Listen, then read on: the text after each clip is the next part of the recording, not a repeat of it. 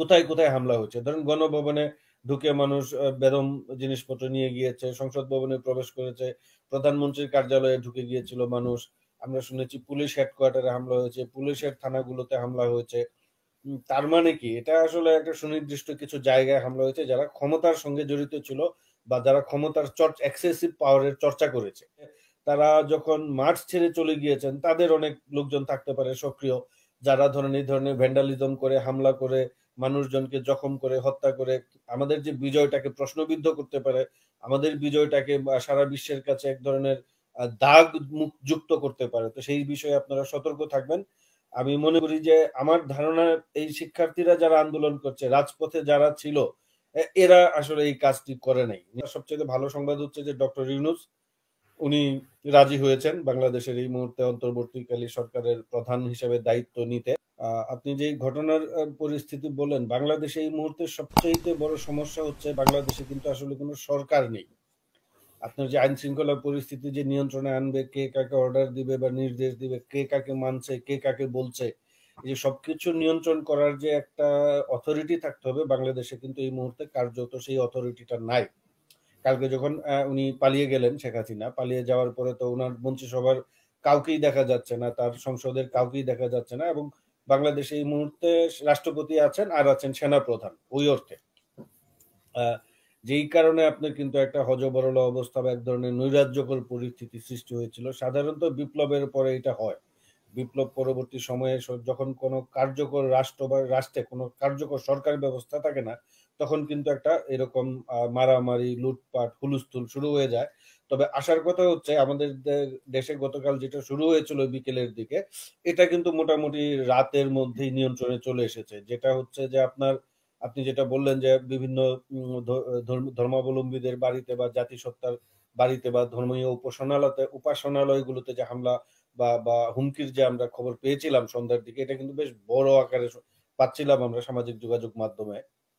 কিন্তু এই ঘটনার পর এটা শোনার পরেই বৈষম্য নিরসন ছাত্র আন্দোলন যারা, এর পাশাপাশি বিভিন্ন ছাত্র সংগঠন বা রাজনৈতিক দলগুলো তড়িৎ গতিতে সক্রিয় হয়েছে, এবং বিভিন্ন রাজনৈতিক দলের নেতারা বারবার বলেছেন যে আপনারা শান্ত হন এবং এই ধরনের কাজে লিপ্ত হয়েন না। এবং পাশাপাশি যেটা হয়েছে, একটা সারা দেশে নেটওয়ার্ক তৈরি করে ফেলা হলো, এবং বিভিন্ন জেলা, থানা বা উপজেলা বা ওয়ার্ড পর্যায়ে স্থানীয় লোকজন, বিশেষ করে এই যে শিক্ষার্থীরা যারা আছে, এরা কিন্তু কমিটি করে বা সংঘবদ্ধ হয়ে, আমি যেটা দেখেছি গতকাল সারা রাত বিভিন্ন জায়গায়, মন্দির বা বিভিন্ন স্পর্শকাতর জায়গা বা গুরুত্বপূর্ণ জায়গা তারা পাহারা দিয়েছে।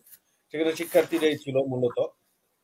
তো আমি মনে করি কালকে রাত্রের পরে আজকে পরিস্থিতি অনেকটাই ভালো।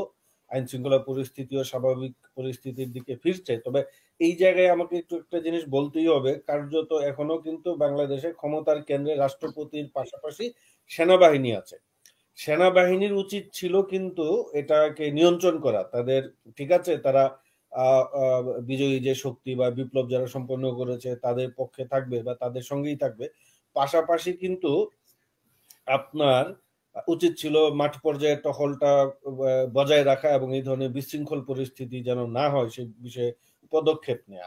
আর যেই যে আপনার মানে ভ্যান্ডালিজম যেটা হয়েছে বা আপনার যে একটা যে ভাঙচুর, আগুন হয়েছে, আপনি দেখবেন যে আহ, খুব বেশি আপনি যদি একটু ইয়েগুলা দেখেন যে কোথায় কোথায় কোথায় হামলা হচ্ছে। ধরেন গণভবনে ঢুকে মানুষ বেদম জিনিসপত্র নিয়ে গিয়েছে, সংসদ ভবনে প্রবেশ করেছে, প্রধানমন্ত্রীর কার্যালয়ে ঢুকে গিয়েছিল মানুষ।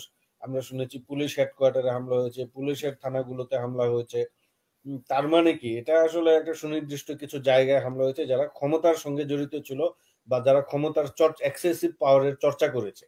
এর পাশাপাশি কিন্তু আপনি দেখবেন যে সাধারণ দোকানপাট বা মার্কেট গুলোতে কিন্তু খুব বেশি হামলা হয় নাই, বা বিভিন্ন জায়গায় মানুষজন একটু এক শ্রেণীর মানুষ যখন হামলা করতে উদ্যত হয়েছে তাদেরকে কিন্তু সাধারণ শিক্ষার্থী বা সাধারণ মানুষরা আটকে দিয়েছে, এবং গণভবনের অনেক জিনিসপত্র কিন্তু ফেরতও দিয়েছেন অনেকে যারা নিয়ে গিয়েছিলেন। তো হুম। সব মিলিয়ে আমি বলবো যে পরিস্থিতি দ্রুতই মোটামুটি নিয়ন্ত্রণে চলে এসেছে। এবং আমার যেটা আহ্বান থাকবে দেশের মানুষের প্রতি, আমাদের পরিচিত ভাই বন্ধু সবার প্রতি, যে আপনারা দয়া করে যেন কোনো বিশৃঙ্খল অবস্থা না হয়, আপনারা পাড়ায় মহল্লায় বৈষম্য নিরসন ছাত্র আন্দোলনের কর্মীরা কমিটি করেছে, তাদের সঙ্গে থাকেন, তাদের হাতকে শক্তিশালী করেন। আমার মনে হয় এই মুহূর্তে এই রাজনৈতিক প্ল্যাটফর্ম থেকেই বা এদের মাধ্যমেই কাজটা করানো উচিত। বিভিন্ন রাজনৈতিক দল সক্রিয় হয়েছে। ভালো, এটা ভালো উদ্যোগ। কিন্তু এদের সঙ্গে থাকেন, আপনারা পাড়ায় মহল্লায় খোঁজ নেন, মানুষজনের সঙ্গে আপনারা কথা বলেন। আপনাদের যদি মানে যে অপরাধী তার উপর হামলা না করে আপনারা প্রয়োজনে তাকে নিরাপত্তা দিন। দেশের অবস্থা স্বাভাবিক হলে তাকে আইন শৃঙ্খলা বাহিনীর হাতে তুলে দেন। কিন্তু কোন ধরনের হামলা, জখম বাধা দেন। আমি যেটা বারবার বলছি যে আমরা বিজয় অর্জন করেছি। এই বিজয়টাকে আমাদের সামনের দিকে এগিয়ে নিয়ে যেতে হবে। হ্যাঁ, এই দেশটা তো আমাদের সবার। শেখ হাসিনা পালিয়ে চলে গিয়েছেন। উনার ছেলে বলে দিয়েছেন যে এরপরে বাংলাদেশে কি হবে আমরা জানি না। তার মানে এখান থেকে একটু সন্দেহ করা যায় যে তারা যখন মাঠ ছেড়ে চলে গিয়েছেন তাদের অনেক লোকজন থাকতে পারে সক্রিয়, যারা ধরেন এই ধরনের ভ্যান্ডালিজম করে, হামলা করে, মানুষজনকে জখম করে, হত্যা করে আমাদের যে বিজয়টাকে প্রশ্নবিদ্ধ করতে পারে, আমাদের বিজয়টাকে সারা বিশ্বের কাছে এক ধরনের দাগ মুখ যুক্ত করতে পারে। তো সেই বিষয়ে আপনারা সতর্ক থাকবেন। আমি মনে করি যে আমার ধারণা এই শিক্ষার্থীরা যারা আন্দোলন করছে, রাজপথে যারা ছিল, এরা আসলে এই কাজটি করে নাই। নিশ্চয়ই এদের মধ্যে কোনো একটা অংশ স্বার্থান্বেষী মহল থাকতেই পারে। কিন্তু ওনারা কিছু জানে না, উনি বলে দিলেন যে ওনার মা চলে গিয়েছেন, ওনারা কিছু জানেন না। কিন্তু তাহলে তো ওনারা সবাইকে বিপদে ফেলে চলে গেছেন নিজেদের জান নিয়ে। না, এইটা তো আমি বলবো যে সবাইকে বিপদে বলতে সবাই তো আর বিপদে পড়ে নাই। সবাই না, আমরা মানে ওনাদের যারা আছে আর কি, ওনাদের দলের যারা দলের নেতা কর্মীদেরকে উন্মত্ত জনতার মুখে ফেলে দিয়ে তো উনি উনাদের নেত্রী চলে গেলেন এবং উনাদের অধিকাংশ মন্ত্রী এমপিও চলে গেলেন। এটা তো খুবই ভয়ঙ্কর একটা বিষয় এবং আমি মনে করি যে বাংলাদেশের রাজনীতিতে আওয়ামী লীগের হয়তোবা রাজনীতি শেষ, পতন ঘটেছে। আমরা তো বলছি যে সরকারের পতন হলো কিনা এটা একটা বড় কোশ্চেন, বাট আমার কাছে মনে হচ্ছে ওদের রাজনীতি, ওদের যে সোশ্যাল ক্যাপিটাল গুলো ছিল এগুলারও পতন হয়েছে আমি মনে করি। তো এটাই আমার কাছে এই মুহূর্তে মনে হচ্ছে।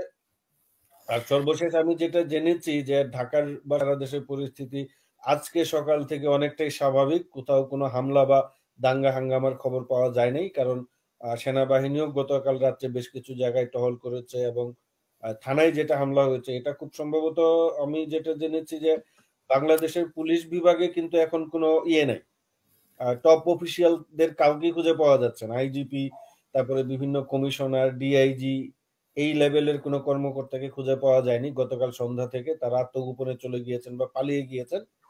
এটার পরে যেটা হয়েছে, যখন মাঠ পর্যায়ের যে পুলিশ বাহিনী আছে তাদের উপরে যখন তারা তো আক্রান্ত হয়েছে, এই কথা তো অস্বীকার করা যাবে না, নানা জায়গায় তাদের উপর হামলা হয়েছে।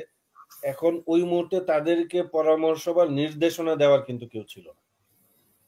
না থাকাতে কিন্তু এই যে একটা বিশৃঙ্খল অবস্থায় তৈরি হয়েছে। আপনি যেটা বললেন কালকে সারা রাত বিভিন্ন জায়গায় আপনার কাছেও মনে হয় বার্তা এসেছে, হামলা আমাদের হয়েছে। হামলা হয়েছে, হামলা গোলাগুলির হয়েছে, হত্যা হয়েছে, কতজন মারা গিয়েছে। আমরা শুধু হত্যার খবর পেয়েছি যে হত্যা, মানে এটাই গণহারে হত্যা হচ্ছে। এটাই এখন এটাই এটাও আবার গুজব কিনা। আমরা তথ্য পেয়েছি। আচ্ছা যাই হোক, এখন এই মুহূর্ত পর্যন্ত আমি যেটা জানি যে আজকে সকাল থেকে বাংলাদেশের পরিস্থিতি মোটামুটি শান্ত। কোথাও কোনো সংঘাত বা দাঙ্গা হাঙ্গামা বা হামলার তথ্য পাওয়া যায় নাই। এবং আমি মনে করি যে আমাদের এটা সবারই দায়িত্ব বাংলাদেশের শান্তি এবং স্থিত অবস্থা বজায় রাখা।